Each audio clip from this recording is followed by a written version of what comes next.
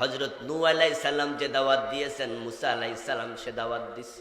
মুসা যা বলেছেন ঈসা তা বলেছে, নূহ আলাইহিস সালাম যা বলেছে হুদ তা বলেছে, হুদ যা বলেছে ইব্রাহিম তা বলেছে।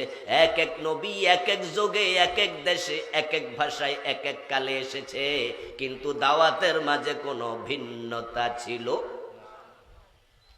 সব নবী একটি দাওয়াত দিয়েছে, দাওয়াত তো একটাই হবে। যিনি পাঠাইছেন তিনি কয়জন? মাশাআল্লাহ, কথা একটু বলিয়েন। পাঠাইছেন কে? নবীদেরকে পাঠাইছে কে? তিনি কয়জন?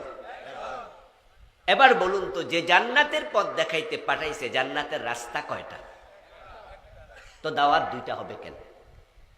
পাঠাইছে তিনিও একজন, জান্নাতে যাওয়ার রাস্তাও একটা। রাসূলুল্লাহ সাল্লাল্লাহু আলাইহি ওয়াসাল্লাম কোনো একদিন হাতের মাঝে একটা কাঠি নিলেন, মাটির মাঝে তিনি আঁকা বাঁকা কিছু আঁক দিলেন, তারপর মাঝখান দিয়া স্ট্রেট সোজা একটা আঁক দিলেন। উপস্থিত সাহাবাদেরকে বললেন, বলতে পারবে কি এই আঁকগুলোর মানে কি? এই যে আমি আঁকাআঁকি করলাম এর ব্যাখ্যা জানো? কালু আল্লাহু ওয়া রাসূলুহু আলাম। উপস্থিত সাহাবারা জবাব দেন, আল্লাহ এবং রাসূলই ভালো জানেন। সাহাবারা আন্দাজে কথা বলতেন না। আমরা তো আন্দাজেও কিছু কইলাই, ঠিক না? আন্দাজে কথা বলা কি ভালো না? ওয়ালা তাকফু মা লাইসা লাকা বিহি ইলম। কোরআনের অর্ডার হলো, যে বিষয় তুমি জানো না সে বিষয়ে তুমি কথা বলো না, চুপ করে থাকো, অথবা বলো আমি জানি না। এখান থেকে আমরাও শিখব, না জেনে কোনো মন্তব্য আমরা করব না, না জানলে চুপ থাকবো, অথবা বলে দেবো আমি জানি না, লা আদরি। উপস্থিত সাহাবারা কেউ জানেন না এই আঁকাআঁকির মানে কি। কালু আল্লাহু ওয়া রাসূলুহু আলাম।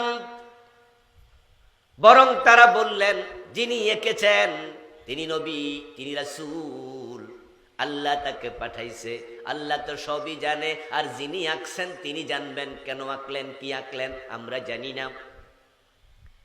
এবার প্রিয় নবীজি সাল্লাল্লাহু আলাইহি ওয়াসাল্লাম বললেন, শোনো, এই যে আঁকা বাঁকা যতগুলা আঁক দেখো সবগুলো জাহান্নামের রাস্তা, আর মাঝখানে সোজা একটা, এটাই হলো আল্লাহর জান্নাতের রাস্তা। এবার একটু আপনারা জবাব দিয়েন, জান্নাতের রাস্তা কয়টা? সবাই একটু দয়া করে বলেন না, কয়টা?